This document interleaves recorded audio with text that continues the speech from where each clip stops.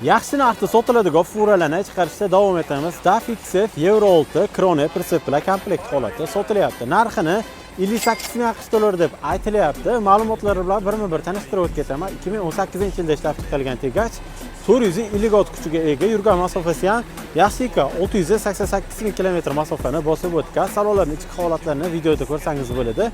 Yaxshi holatda turibdi. Ratsiya taxograflari mavjud. Hop, baklari bir tomonda 845 litrli bak, bir tomonda 620 litrli bak bilan jihozlangan. Pritsepi 2019-yilda ishlab chiqarilgan Krone pritsep. Moslari BPM mosda lentakasi yo'q ekan. Pritsep ichlarini ham videoda ko'rsangiz bo'ladi. Ideal holatda turibdi. Ushilenni qilib qo'yilgan to'liq alyuminda ekan. Balonlarning holatini ham mana videoning o'zida ko'rsatib o'tkazaman. Tegachchi oldi balonlarning holati. Bu mana orqa balonlarini holati. Pritsepida ham, tegachda ham hech qanday kamchiliklar yo'q deb egalar aytayaptilar. Bir hafta oldin restda qaytgan mashina Litvadan qaytib kelgan. Ko'rsangiz bo'ladi, pritsepda kuxnalari ham mavjud.